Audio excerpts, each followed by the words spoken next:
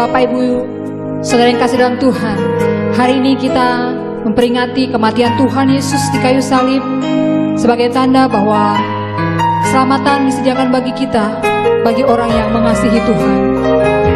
Kita bersyukur, kita menyembah Dia, dan hati kita selalu menyembah Dia karena Dia baik dalam hidup kita. Savior, oh my soul, I confide in you through all my darkest moments.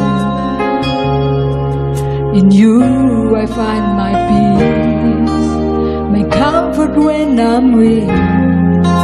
I trust in you to storm and raging sea. Faithful, you're my God. You're the glory and the lifter of my head. Your light, it fills my days. It leads me in your ways. Forever I surrender all to you. And I live to worship you. My Jesus, you're the only one for me. Nothing will ever take your place, my precious Savior. Who can stand between my Lord and me? Lord, I live to honor you. I love to bring my life an offering. Take me higher, draw me deeper. I give all to be with you. Savior of my soul, Savior of my soul, I confide in you through all my darkest moments. In you I find my peace, my comfort when I'm weak. I trust in you to storm and raging sea. Faithful, faithful, you're my God. You're the glory and the lifter of my head. Your light, it fills my days. Your light, it fills my days. It leads me in your ways. Forever I surrender all to you. And I live to worship you. My Jesus, My Jesus, you are the only one for me. the only one for me. Nothing will ever take your place, my precious Savior. Who can stand between my Lord and me? Lord, I live Lord, I live to honor you. honor you. I love to breathe. And I Long to bring my life an offering. Take me higher, draw me deeper. I give all to be with you. And I live to worship you, my Jesus. My Jesus, You're the only one for me. Nothing will ever take your place, my precious Savior. Who can stand between my Lord and me? Lord, I live to honor you. I love to breathe. and I love to bring my love and offering. Take me higher, draw me deeper.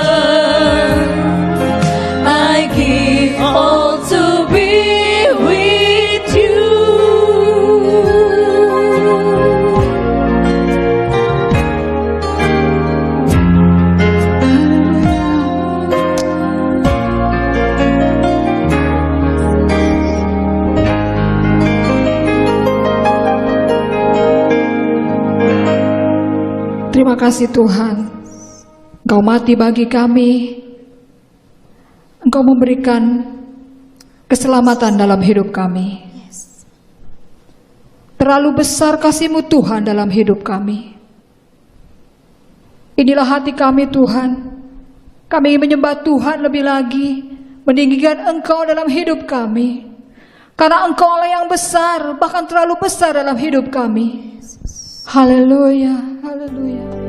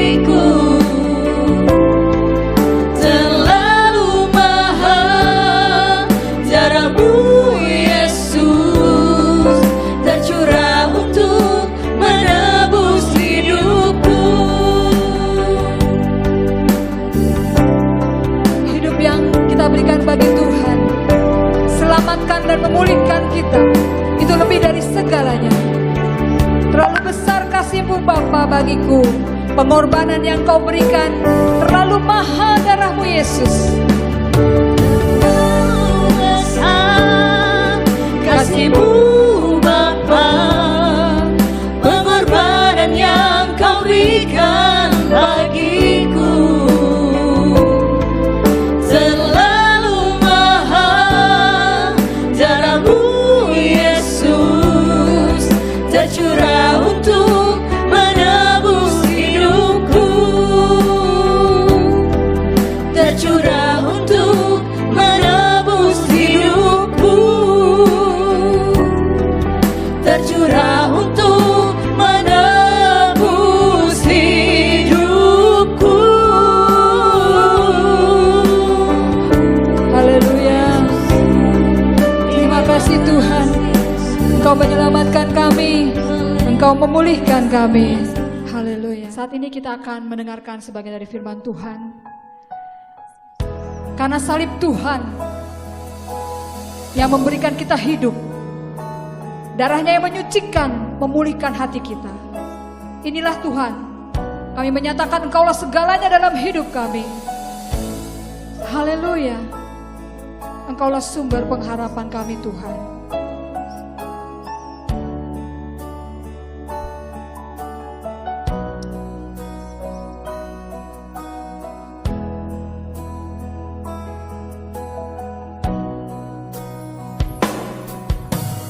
Hanya Kau Tuhan di hidupku, Kau berikan hidup yang baru.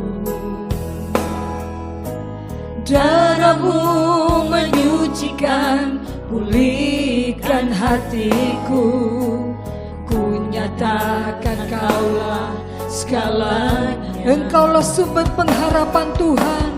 Engkaulah sumber pengharapan. Kuasa-Mu sanggup menyembuhkan. Jiwaku pun berserah Tuhan. Jiwaku pun berserah hanya kepada-Mu. Yesus, Yesus, Engkaulah segalanya. Engkaulah segalanya. Amin. Karena salib-Mu ku hidup, karena salib-Mu ku menang. Engkau yang berkuasa sanggup untuk melakukan mujizat-Mu di hidupku. Haleluya Yesus. Hanya Kau Tuhan di hidupku. Engkau memberikan kami hidup yang baru.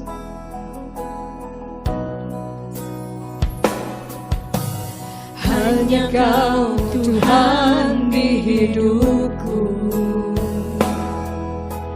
Kau berikan hidup yang baru.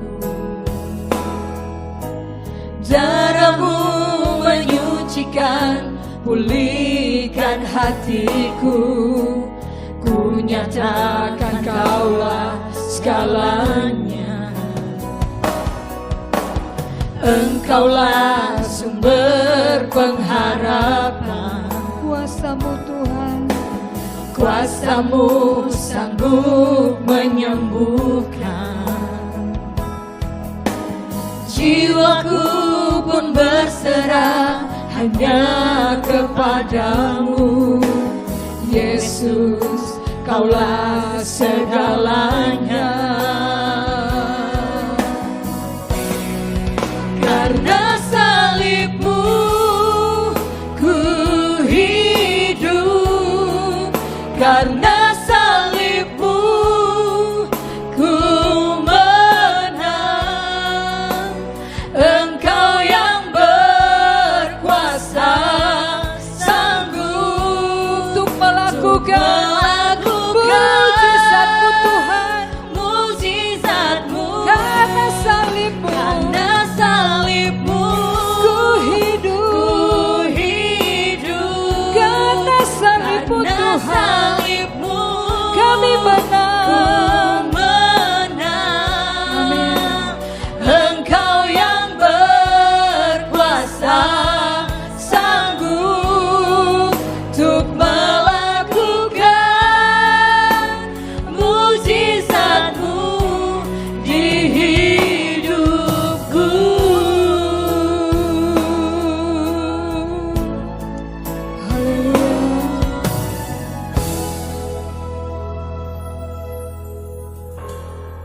Kembali lewat streaming video ini. Sebelum kita mendengarkan firman Tuhan, mari kita tundukkan kepala dan kita berdoa. Bapa di dalam surga, kami mengucap syukur dan terima kasih buat pemeliharaanmu, penyertaanmu, bimbinganmu, dan tuntunanmu ya Tuhan.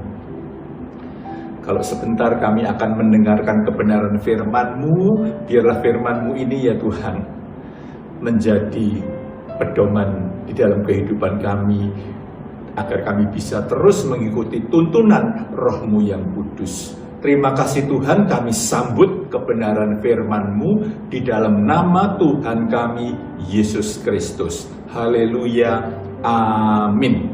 Amin. Bapak Ibu yang dikasihi Tuhan,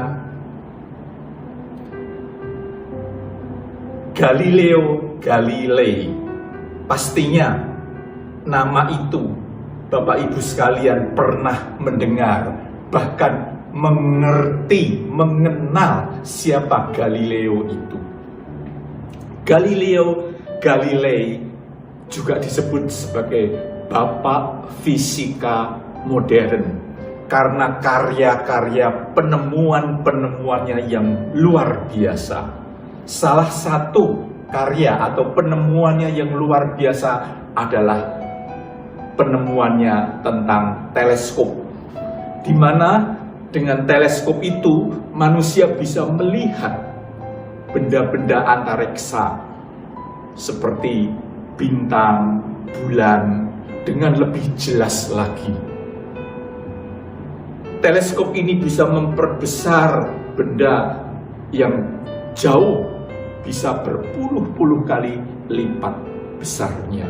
Dan penemuan oleh Galileo tentang teleskop ini ditemukan 400 tahun yang lalu, tepatnya 1609. Galileo bukan hanya menemukan teleskop, dia pun juga yang mencetuskan, yang mengatakan bahwa bumi mengorbit kepada matahari. Sekalipun pada saat itu dunia mengatakan bahwa bumi kita ini adalah geosentris, pusat alam semesta. Namun Galileo dapat membuktikan bahwa bumi mengorbit, mengitari matahari. Penemuan Galileo ini dicatat di dalam sejarah. Namun Bapak Ibu yang dikasihi Tuhan, ada satu karya yang jauh lebih hebat, jauh lebih dahsyat, yaitu karya keselamatan yang dikerjakan oleh Tuhan Yesus Kristus jauh sebelum Galileo ada di dunia ini. 1600 tahun sebelum Galileo menemukan teleskop, Yesus telah melakukan karya terbesar di sepanjang segala abad. Lewat karya salibnya itu, Tuhan Yesus mati untuk menebus umat manusia, untuk memberi pengampunan, untuk agar manusia dibenarkan. Supaya apa? Supaya beroleh keselamatan. Itulah karya terbesar dari Tuhan Yesus Kristus yang mati di kayu salib. Atas dasar itulah Bapak Ibu yang dikasihi Tuhan, pada kesempatan hari peringatan Jumat Agung ini, saya akan membawakan renungan dengan judul Karya Terbesar Sepanjang Segala Abad. Karya terbesar sepanjang segala abad didasarkan kepada surat Galatia 3 ayat yang ke-13. Galatia 3 ayat yang ke-13, demikian firman Tuhan. Kristus telah menebus kita dari kutuk hukum Taurat dengan jalan menjadi kutuk karena kita, sebab ada tertulis, terkutuklah orang yang digantung pada kayu salib. Amin. Bapak Ibu yang dikasihi Tuhan, dari ayat ini secara jelas mengatakan bahwa Yesus mati di kayu salib untuk menebus umat manusia. Dan kalau kita memperhatikan, membaca ayat-ayat yang berhubungan dengan ayat yang kita baca ini, jelas kita mengetahui bahwa Tuhan Yesus yang tidak berdosa, yang tidak berbuat dosa, yang tidak mengenal dosa, dia dibuat menjadi berdosa. Supaya apa? Dia dibuat menjadi berdosa supaya lewat dia, kita yang berdosa ini bisa diampuni.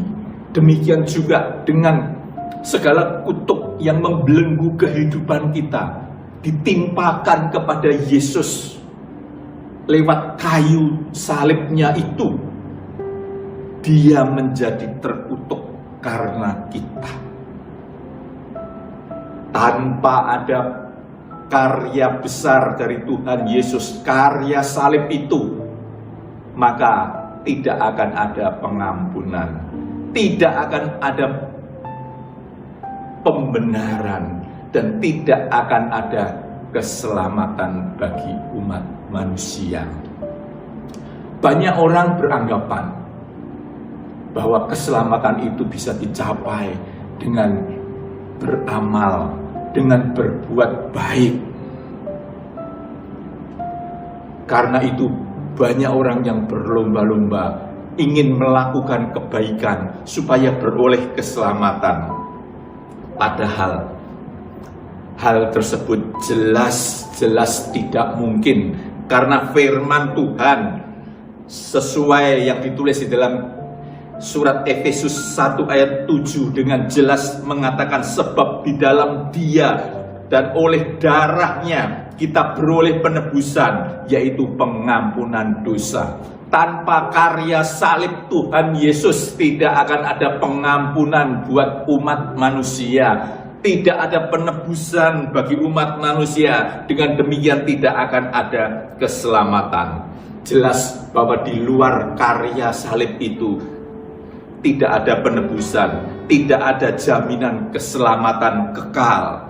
Itulah yang disebut karya agung yang luar biasa dari Tuhan kita Yesus Kristus. Dan karena begitu besarnya, begitu dahsyatnya karya salib itu, sampai Allah Bapa memberikan apresiasi dengan mengaruniakan Tuhan Yesus nama di atas segala nama. Yang menjadi pertanyaan Bapak Ibu yang dikasihi Tuhan, apa sih dampak yang ditimbulkan dari karya salib tersebut, dan bagaimana kita harus meresponinya? Apa dampak dari karya salib itu bagi kita umat manusia, orang-orang percaya, dan bagaimana kita harus meresponi dampak daripada karya salib itu?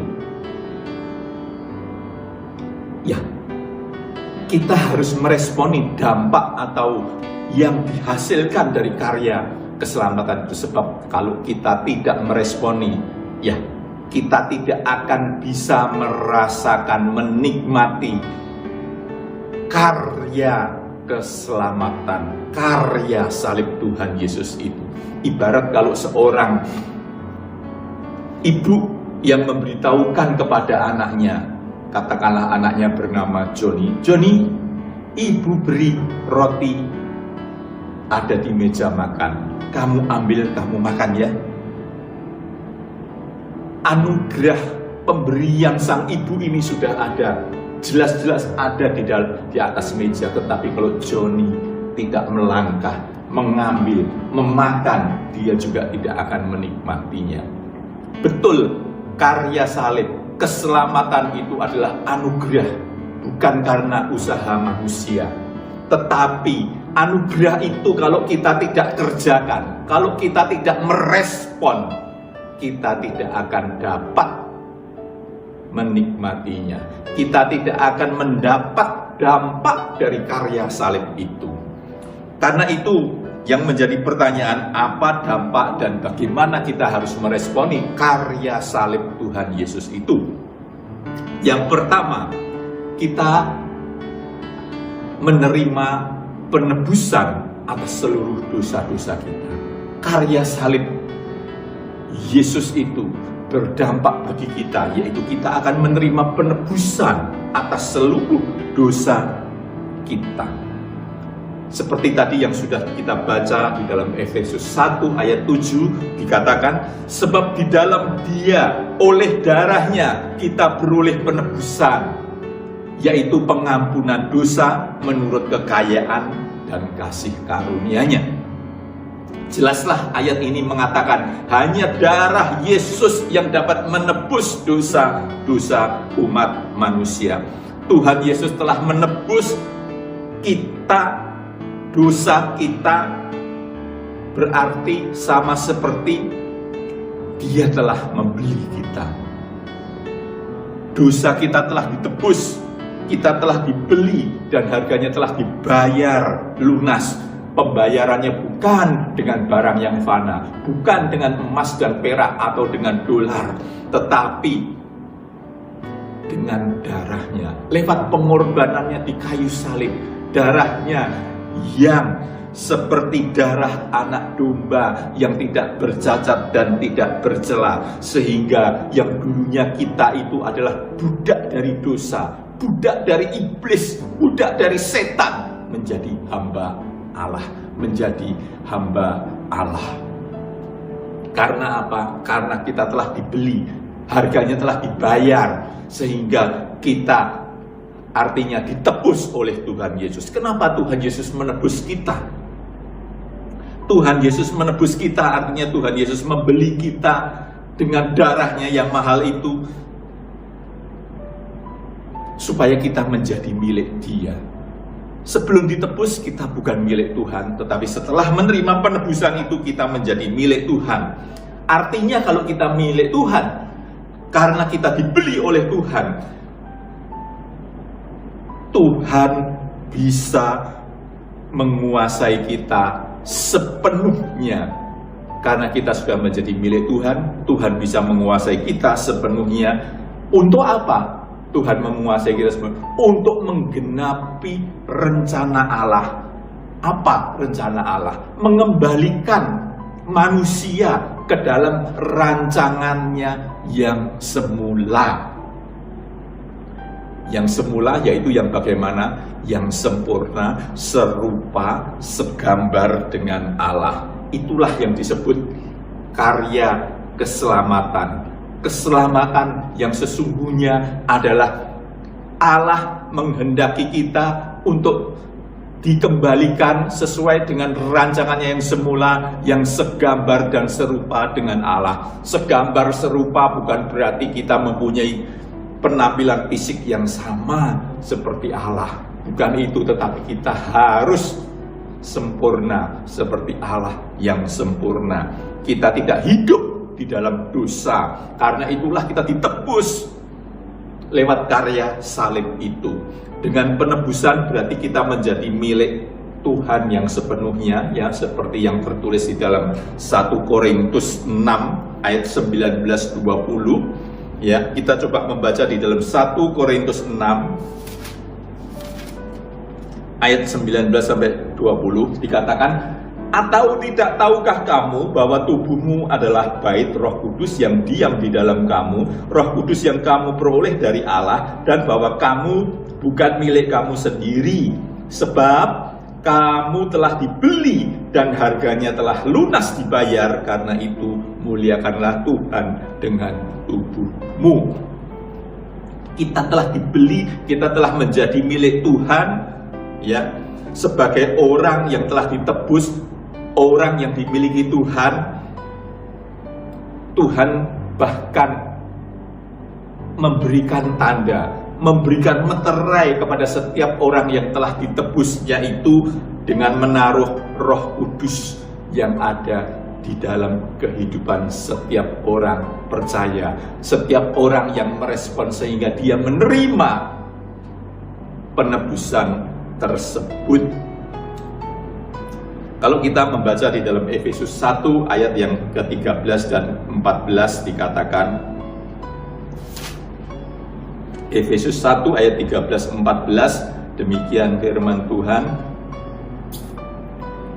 di dalam Dia kamu juga, karena kamu telah mendengar firman kebenaran, yaitu Injil keselamatan, di dalam Dia kamu juga ketika kamu percaya dimeteraikan dengan Roh Kudus yang dijanjikannya itu. Dan Roh Kudus itu adalah jaminan bagian kita sampai kita memperoleh seluruhnya, yaitu penebusan yang menjadikan kita milik Allah untuk memuji kemuliaannya. Amin. Kita yang sudah dibeli, kita sudah ditandai, dimeteraikan dengan Roh Kudus, supaya kita menjadi benar-benar milik Allah. Dan untuk menggenapi rencana Allah, yaitu dikembalikan ke dalam rancangannya yang semula, yang serupa dan segambar dengan Allah. Jadi lewat karya Kristus, karya salib Kristus ini kita menerima penebusan atas segala dosa-dosa kita yang menjadikan kita milik Allah sepenuhnya. Milik Allah sepenuhnya, karena itu kita dikembalikan ke dalam rancangannya yang semula segambar dengan Allah. Dan itulah rancangan keselamatan bagi umat manusia.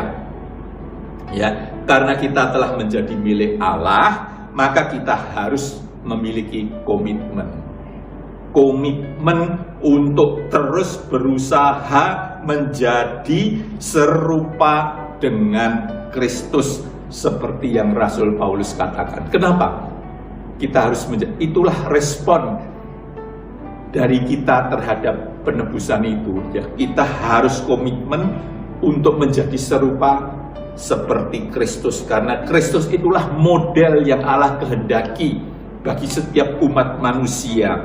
Kita membaca apa yang dikatakan Rasul Paulus di dalam Galatia 2 ayat yang ke-20. Galatia 2 ayat ke-20, demikian firman Tuhan, namun aku hidup, tetapi bukan lagi aku sendiri yang hidup, melainkan Kristus yang hidup di dalam aku, dan hidupku yang kuhidupi sekarang di dalam daging adalah hidup oleh iman dalam Anak Allah yang telah mengasihi aku dan menyerahkan dirinya untuk aku. Artinya kita harus terus belajar, kita harus terus berjuang untuk bisa memiliki karakter seperti Kristus, yaitu memiliki pikiran, perasaan seperti pikiran dan perasaan Kristus, seperti yang tertulis di dalam Filipi 2 ayat yang ke-5. Ini artinya juga kita harus mengalami pembaruan pikiran agar tidak lagi serupa dengan orang dunia. Ya, kalau kita mau menerima dampak dari karya salib Tuhan Yesus, yaitu ditebus untuk menjadi anak Allah, untuk dikembalikan ke dalam rancangan Allah, yaitu serupa dan segambar dengan Allah, ya kita harus punya komitmen, berjuang, terus berjuang setiap hari untuk bisa memiliki pikiran, perasaan seperti pikiran, perasaan Kristus. Yang artinya apa? Kita harus terus memperbarui diri kita untuk tidak lagi sama seperti orang dunia. Orang dunia apa? Yang mencintai dunia dengan segala fasilitasnya, keinginannya sendiri, keinginan daging, ya, keinginan yang akhirnya menjerumuskan kita ke dalam dosa, dan dosa itu ujung-ujungnya maut. Sungguh luar biasa Tuhan Yesus telah memberikan karya keselamatan, karya salibnya itu untuk penebusan bagi dosa-dosa kita. Dan penebusan itu berimplikasi supaya kita dikembalikan ke dalam rancangan Allah, dan karena itu kita harus merespon penebusan itu dengan terus untuk bisa pada akhirnya memiliki pikiran dan perasaan seperti pikiran dan perasaan Kristus. Dampak yang kedua, Bapak Ibu yang dikasihi Tuhan, kalau yang pertama adalah penebusan, dampak yang kedua kita akan menerima pengampunan dari Allah. Ya, karya salib Tuhan Yesus bertujuan menebus kita, dan penebusan tersebut ada implikasinya agar orang percaya menerima pengampunan. Kalau sudah ditebus, maksud sudah selesai. Ditebus, ya kita untuk menerima pengampunan. Ditebus dari dosa, menerima pengampunan dari dosa-dosanya itu. Pengampunan memiliki tujuan. Pengampunan ya bukan hanya terus ya sudah diampuni selesai, tetapi memiliki tujuan, yaitu diperbaiki, dikembalikan supaya apa? Kita bisa mencapai kepada rancangan Allah yang semula itu. Seperti yang tadi dikatakan, tujuan penebusan adalah dikembalikan manusia ke dalam rancangan Allah yang semula. Ya. Sekarang kalau kita sudah ditebus, kita berarti menerima pengampunan, dan pengampunan itu memang tujuannya supaya manusia bisa diperbaiki menjadi seperti serupa dan segambar dengan Allah. Kalau kita diampuni terus selesai, kita tidak diperbaiki, ya buat apa ada karya salib tersebut? Di zaman perjanjian lama pun Raja Daud, ya, ketika dia jalan-jalan di atas sotoh rumahnya, ketika dia tertarik kepada seorang wanita, pikirannya terjerumus dan akhirnya dia jatuh ke dalam dosa. Dia bukan hanya melakukan perzinahan, tetapi dia juga melakukan pembunuhan. Sampai-sampai Tuhan menegur lewat Nabi Nathan, dan Raja Daud menyadari akan kesalahannya. Dia memohon ampun, dia bertobat dengan sungguh-sungguh meminta ampun kepada Tuhan, dan Tuhan karena kasih-Nya mengampuni Raja Daud. Namun pengampunan itu tidak berhenti sampai segitu. Pengampunan itu memiliki tujuan untuk melakukan perubahan. Jadi ketika Daud diampuni, tidak selesai sampai itu. Anaknya pun akan menjadi masalah. Bahkan anaknya yang lain, Absalom, pun melakukan pemberontakan. Pengampunannya oke, tetapi berlanjut kepada tindakan-tindakan Allah. Supaya apa tindakan itu? Untuk memperbaiki kehidupan Daud, untuk menyadarkan Daud, untuk demikian juga di zaman sekarang ini kita menerima pengampunan karena karya keselamatan. Pengampunan itu memiliki implikasi supaya kita dirubah, kita mau merubah diri kita untuk menjadi baik, untuk tidak seperti yang dulu lagi. Itulah pengampunan. Pengampunan berdampak, berimplikasi untuk memperbaiki kehidupan orang-orang percaya. Kalau kita memahami maksud pengampunan ini, maka seharusnya kita yang mau menerima pengampunan ini harus disertai usaha membenahi diri, memperbaiki diri, terus menerus berjuang, terus menerus memperbaiki diri, mencari perkenanan Allah Bapa, yaitu menjadi serupa dan segambar dengan anaknya. Karena apa? Karena Tuhan Yesus Kristus itulah sosok seperti Tuhan Yesus itu yang dikehendaki Allah. Jadi dampak dari karya salib yang memberikan pengampunan kepada kita memiliki konsekuensi. Kita yang menerima pengampunan itu harus terus berjuang untuk menjadi serupa dengan Tuhan Yesus. Dengan demikian orang yang menerima pengampunan, cara hidupnya benar-benar harus berubah. Nggak bisa kalau kita tidak berubah, menerima pengampunan selesai, enggak. Kalau kita menerima pengampunan, ya dibuktikan dengan perubahan gaya hidup kita.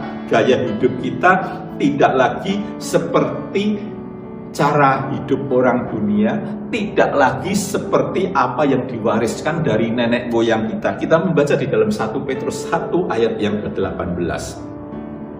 1 Petrus 1 ayat yang ke-18. Sebab kamu tahu bahwa kamu telah ditebus dari cara hidupmu yang sia-sia, yang kamu warisi dari nenek moyangmu itu, bukan dengan barang yang fana, bukan pula dengan perak atau emas, melainkan dengan darah yang mahal, yaitu darah Kristus yang sama seperti darah anak domba, yang tak bernoda dan tak bercacat. Kita ini berarti tebus loh.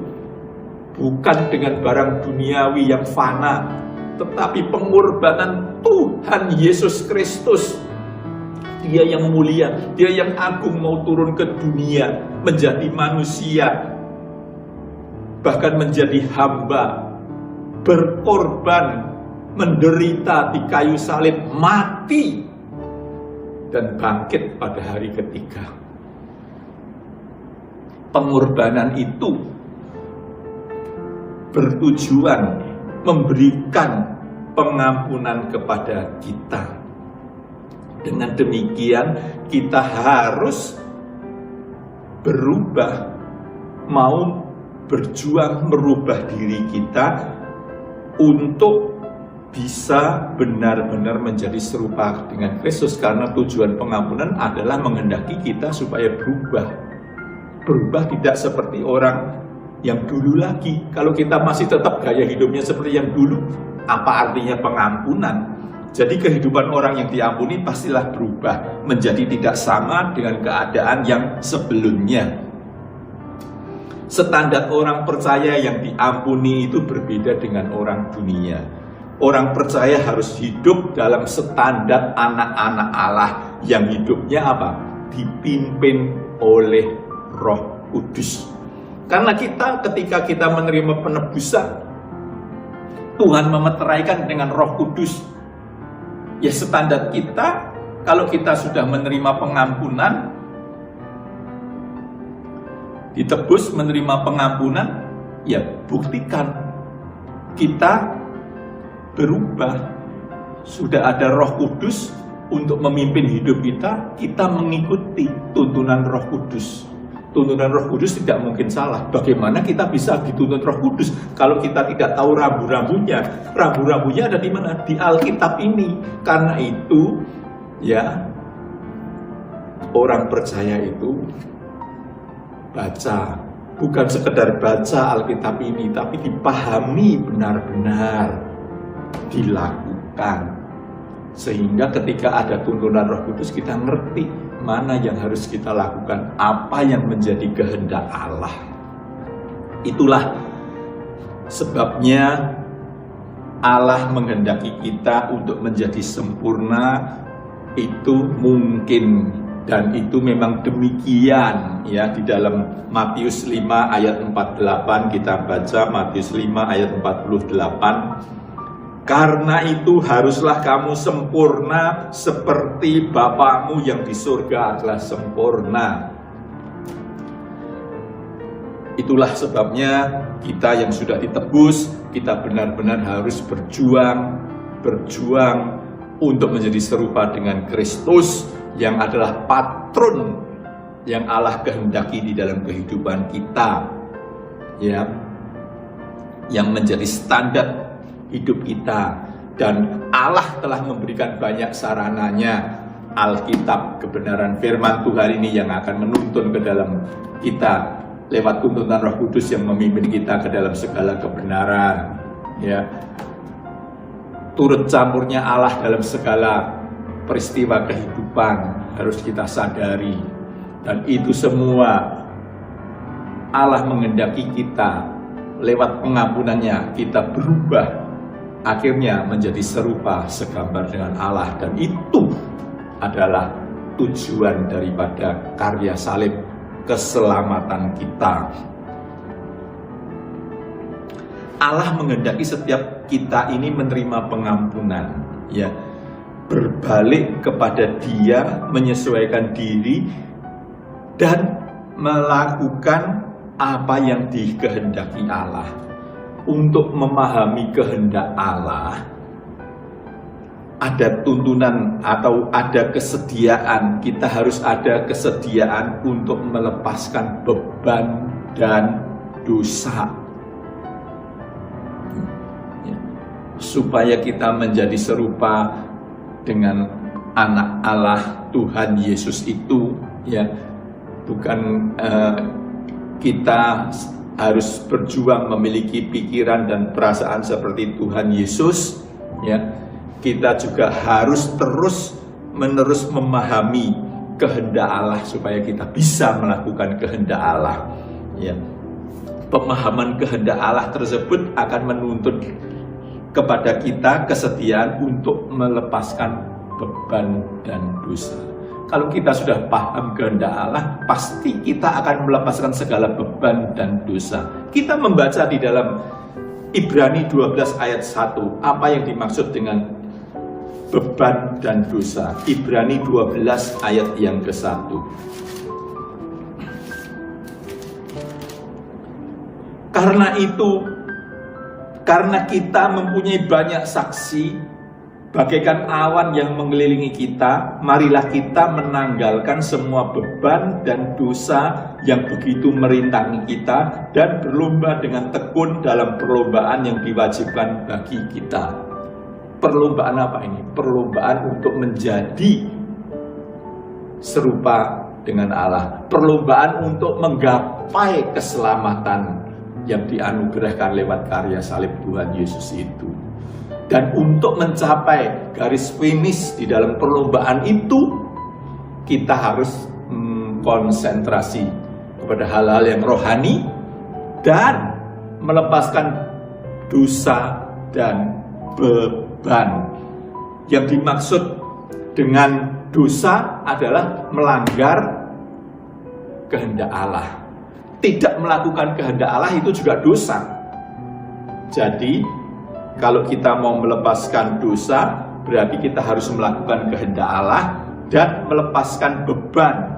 Apa yang dimaksud dengan beban? Beban di sini adalah percintaan dunia, yaitu percintaan dunia yang mengikat kita, yang menyeret kita, yang membelenggu kita, itu harus dilepaskan.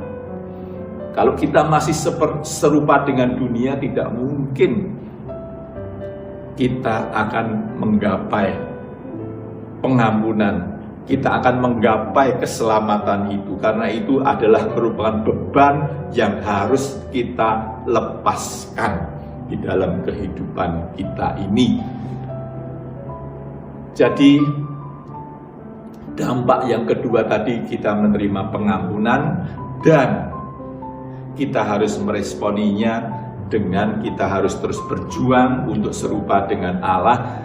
Caranya kita juga selain mengikuti tuntunan Roh Kudus, kita harus bisa melepaskan beban dan dosa, melepaskan segala percintaan dunia, keinginan mata kita, keinginan daging kita, keangkuhan hidup kita. Itulah percintaan dunia yang harus kita lepaskan. Itu beban-beban kita yang menyeret kita, yang memegang kita, supaya kita tidak bisa mencapai pengampunan dari Allah itu. Itu semua harus kita lepaskan.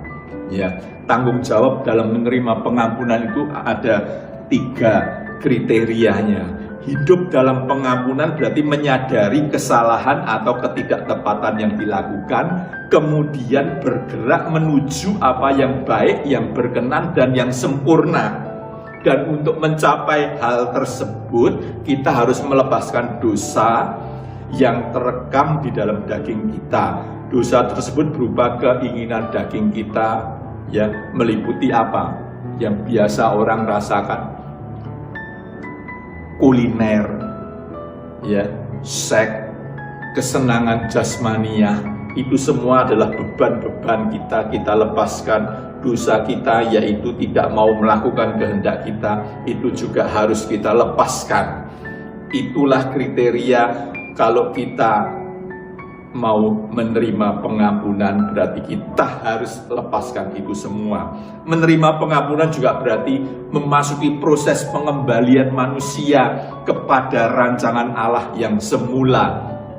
Ya, harus punya tekad memisahkan hidup, tidak lagi hidup seperti orang lama, tidak lagi hidup seperti orang dunia.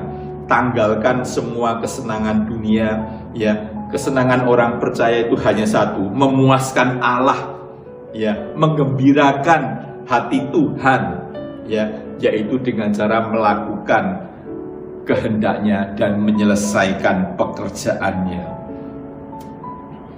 Setiap orang yang menerima pengampunan juga tidak boleh menyimpan kesalahan sesama. Kalau kita sudah diampuni, ya, kita juga harus mengampuni kepada orang yang bersalah kepada kita, kepada sesama kita yang bersalah kepada kita.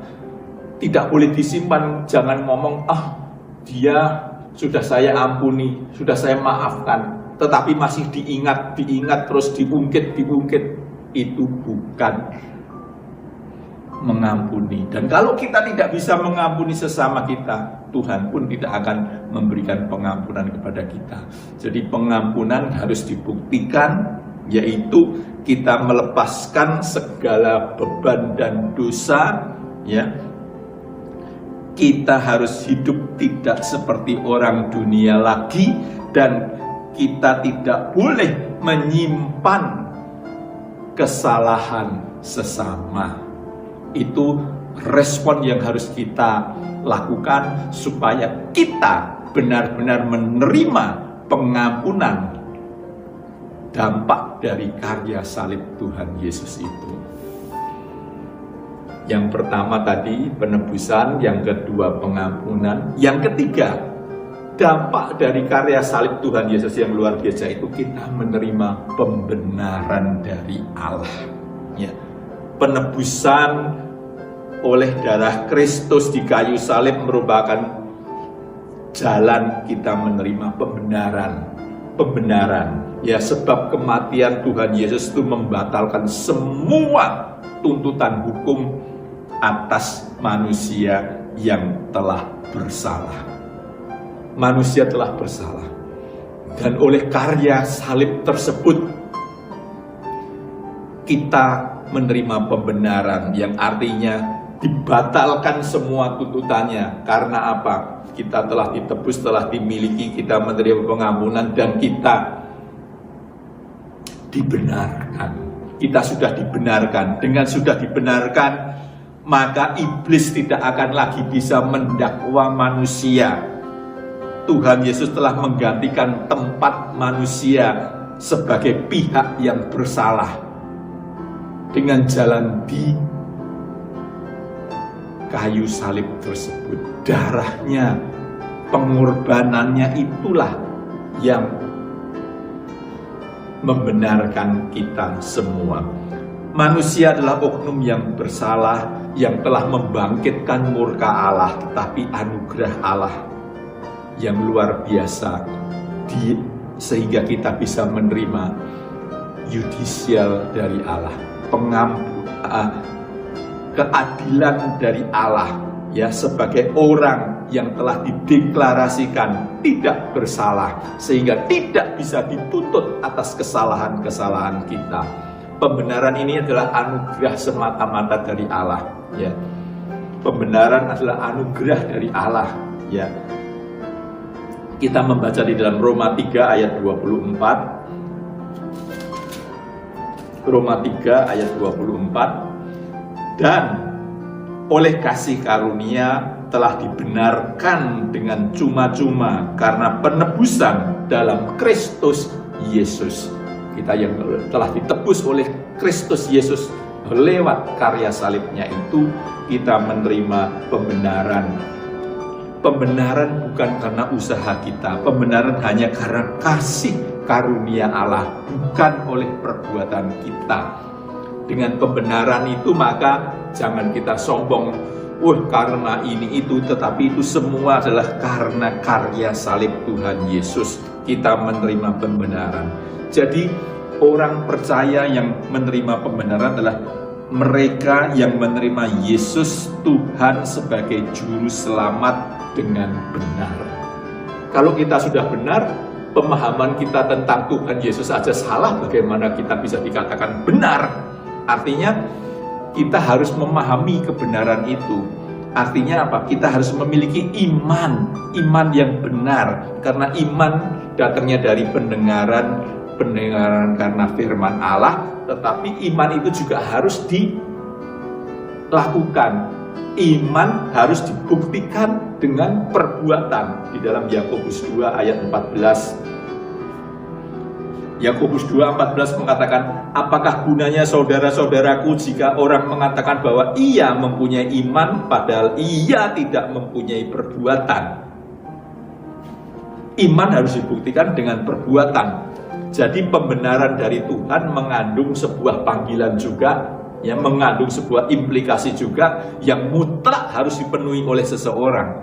Sebab Tuhan menghendaki agar pembenaran yang dianugerahkan secara cuma-cuma itu kepada kita membawa kita kepada satu perubahan, yaitu proses keselamatan itu, yang tujuannya mengembalikan manusia kepada rancangan Allah yang semula, serupa segambar dengan Allah itu dapat terwujud. Ya, pembenaran harus kita buktikan dengan perbuatan kita. Kalau kita sudah benar, kita harus berbuat sesuai dengan kehendak Allah, Allah yang benar, Allah yang telah memberikan kita jalan kebenaran itu.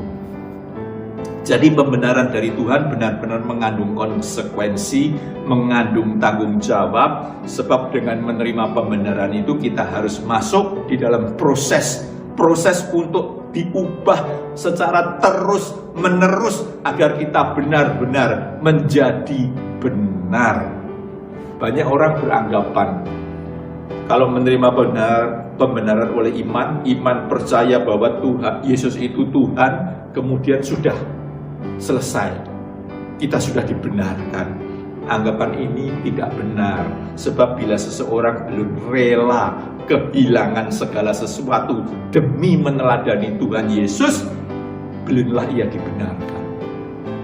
Perbuatannya apa? Supaya kita menjadi segambar dengan Allah, ya kita harus meninggalkan cara hidup orang-orang dunia, cara hidup yang diwariskan oleh nenek moyang kita, yaitu supaya serupa dengan Allah, ya kita harus rela kehilangan cara hidup kita yang dulu demi meneladani kepada Tuhan Yesus. Untuk bisa dibenarkan, seseorang harus berjuang maksimal dengan mempertaruhkan segenap kehidupannya, waktunya, pikirannya, tenaganya, segala sesuatu yang dimiliki untuk pekerjaan Tuhan, yaitu melakukan kehendak Tuhan sampai tingkat sempurna. Maka barulah benar-benar dia telah dibenarkan oleh Tuhan. Amin. Jadi karya salib Tuhan ini berdampak pada kita, memberikan penebusan kepada kita, yang artinya kita telah dibeli, kita menjadi milik Tuhan sepenuhnya, supaya kita bisa mewujudkan rencana Allah, rancangan Allah, yaitu supaya kita bisa dikembalikan menjadi serupa dan segambar dengan Allah. Karena itu kita harus terus berjuang untuk memiliki karakter, pikiran, dan perasaan Kristus. Selain tadi penebusan, kita menerima pengampunan. Artinya kita telah menerima pengampunan, maka kita harus berubah, tidak lagi seperti orang dunia cara hidup kita, tetapi kita harus melepaskan semua keinginan daging, keinginan mata, keangkuhan hidup kita, terus berjuang mengerjakan keselamatan itu dengan takut dan gentar. Hidup kita harus dalam pimpinan Roh Kudus, taat kepada pimpinan Roh Kudus, supaya kita bisa memiliki pikiran dan perasaan seperti Kristus. Dan kita menerima pembenaran, yaitu bila hidup kita sudah serupa dengan Tuhan Yesus, baik karakter, pikiran, dan perasaannya, sehingga kita bisa berkata, makananku adalah melakukan kehendak Bapa dan menyelesaikan pekerjaannya. Amin. Bapak Ibu yang dikasihi Tuhan, sungguh dahsyat karya salib ini. Ya, sungguh dahsyat karya salib ini, karena bertujuan mengembalikan manusia ke dalam rancangan Allah yang semula, yaitu serupa dan segambar dengan Allah. Dan inilah yang disebut karya keselamatan. Karya keselamatan. Karya salib adalah karya keselamatan yang memungkinkan kita yang telah merespon anugerah ini untuk berada di dalam kekekalan bersama dengan Yesus di langit baru, bumi baru. Haleluya, haleluya, amin, amin. Puji Tuhan, demikianlah firman Tuhan. kita bersyukur di dalam doa. Bapa di dalam surga, kami mengucap syukur untuk kebenaran firman-Mu ini ya Tuhan. Sungguh luar biasa karya penebusan Tuhan Yesus, karya salib Tuhan Yesus yang bertujuan untuk membawa kami kepada kehidupan kekal, keselamatan kekal di surga yang mulia. Mampukan kami ya Tuhan untuk dapat melakukan semuanya ini. Kami serahkan hidup kami untuk taat dalam pimpinan Roh Kudus. Terima kasih Bapa, di dalam nama Tuhan Yesus kami mengucap syukur. Haleluya. Amin. Amin. Sebagai penutup, saya mengucapkan selamat Hari Jumat Agung menyongsong Paskah. Haleluya, Tuhan memberkati. Mari saudara, kita akan persiapkan hati dan pikiran kita untuk masuk dalam sakramen perjamuan kudus. Dan kita akan satu di dalam doa. Bapa yang bertata di dalam kerajaan surga, terima kasih atas kebenaran firman-Mu yang sudah memberikan kekuatan kepada kami bahwa Engkau adalah Allah yang sudah menjadi manusia, mati di atas kayu salib, bahkan Engkau menjadi pribadi yang terkutuk karena dosa dan pemberontakan kami, supaya kami boleh hidup di dalam Tuhan. Tiba saatnya untuk kami boleh mempersiapkan hati kami masuk dalam sakramen perjamuan kudus-Mu. Tuhan, biar kiranya kami boleh menjadi pribadi-pribadi yang mengucap syukur karena kebaikan-Mu di dalam hidup kami, karena Engkau mati ganti kami. Memberkati setiap hamba-hamba-Mu yang akan melayani, bahkan memberkati setiap jemaat-Mu dimanapun mereka berada, supaya perjamuan kudus ini menjadi kekuatan yang memulihkan kehidupan kami yang sakit di jama menjadi sembuh dalam nama Yesus, yang lemah dikuatkan karena Engkau ada dimanapun kami berada. Terima kasih Bapa. Di dalam nama Tuhan Yesus, kita yang siap untuk masuk dalam perjamuan kudus, katakan bersama, amin. Haleluya.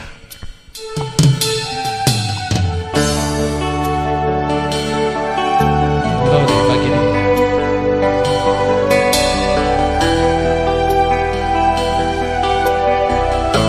Mari kita persiapkan hati kita. Kita renungkan kasih-Nya yang begitu besar di dalam hidup kita. Kasih yang terindah,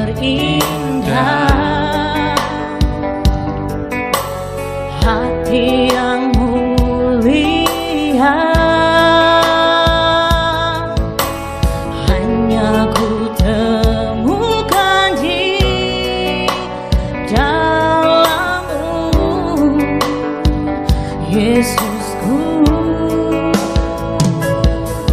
Pujian dari hatiku selalu di setiap waktuku, tiada pernah berubah kasih-Mu. Karya terbesar dalam hidupku, pengorbanan-Mu yang selamatkanku. Engkaulah harta yang tak ternilai, yang ku miliki dan ku hargai.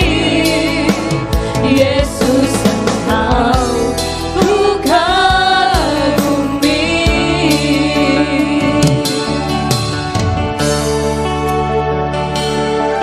Terima kasih Tuhan. Kami percaya Engkau Allah yang begitu indah Tuhan dalam kehidupan kami. Terima kasih Yesus.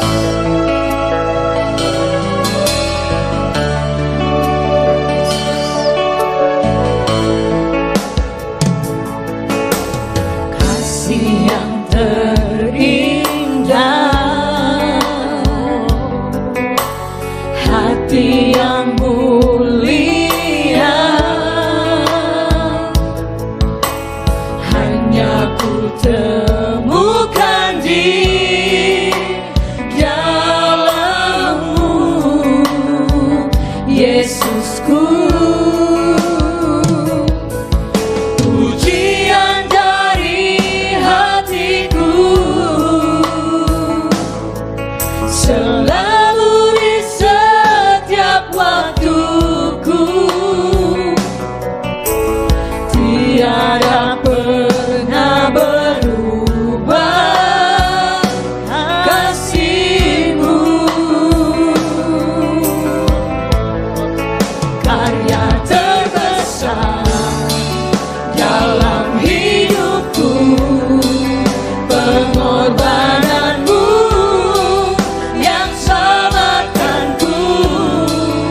Engkaulah harta yang tak ternilai, yang ku miliki dan ku hargai.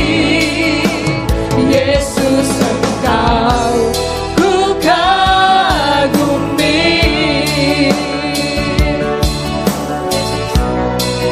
Karya terbesar dalam hidupku, pengorbananmu yang selamatkanku. Engkaulah harta yang tak ternilai, yang ku miliki dan ku hargai. Yesus, Engkau ku kagumi. Yesus, Engkau ku kagumi. Glory bagi nama Tuhan. Dia adalah Allah yang menjadi manusia dan Dia menanggung dosa kita. Bukan pada saat kita ada di dalam kebenaran, tetapi Dia mati ganti kita pada saat kita ada di dalam dosa dan pemberontakan kita. Mari saudara, kita angkat roti di atas kepala kita dengan tangan kanan. Sebelum kita makan roti ini, kita akan mendengarkan firman Tuhan. Setelah itu kita makan dengan penuh ucapan syukur. Saudara-saudara, bukankah roti ini menjadi lambang tubuh yang dihancurkan bagi setiap salah dan dosa kita? Saudara percaya akan hal ini? Amin. Glory bagi nama Tuhan. Sebab apa yang telah kuteruskan kepadamu telah aku terima dari Tuhan, yaitu bahwa Tuhan Yesus pada malam waktu Ia diserahkan mengambil roti, dan sesudah itu Ia mengucap syukur atasnya, Ia memecah-mecahkannya dan berkata, inilah tubuhku yang diserahkan bagi kamu, perbuatlah ini menjadi peringatan akan aku. Mari kita makan dengan penuh ucapan syukur di dalam nama Tuhan Yesus Kristus.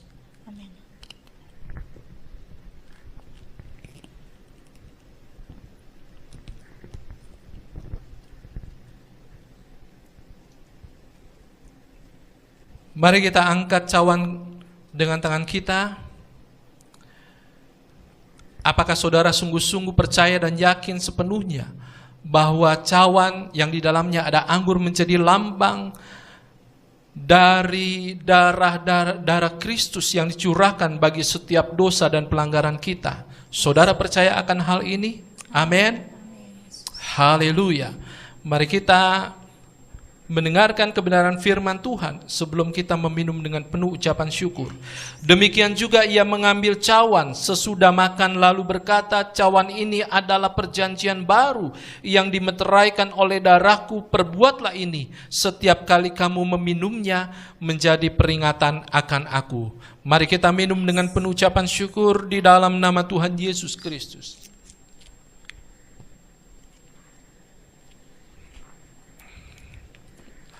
Glory bagi nama Tuhan. Glory bagi nama Tuhan. Engkau baik di dalam hidup kami, Bapa. Engkau baik, Engkau baik.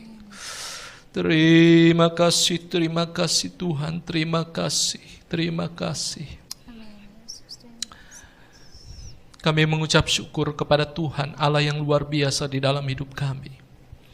Pada saat kami ada di dalam hadirat Tuhan, pada saat kami masuk dalam sakramen perjamuan kudus-Mu, kami menyadari Tuhan bahwa hidup kami tidak berarti tanpa Tuhan.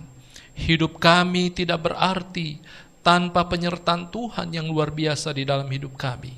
Engkau mengubah kami menjadi pribadi yang baru. Engkau menyelamatkan kami dari dosa dan pelanggaran kami, sehingga kami dapat hidup bagi Engkau Tuhan. Terima kasih Bapa atas sakramen perjamuan kudus pada hari ini Tuhan, mengingatkan kami kembali bahwa ada satu pribadi yang mengasihi kami dengan sungguh, satu pribadi yang tidak pernah berubah dulu, sekarang, sampai selama-lamanya. Terima kasih Bapa, Engkau memberkati setiap jemaat-Mu dimanapun mereka berada, sehingga mereka boleh mengalami kuasa penyertaan Tuhan yang luar biasa ada di dalam hidup mereka. Ini doa ucapan syukur kami Tuhan. Di dalam nama Tuhan Yesus Kristus. Haleluya. Amin.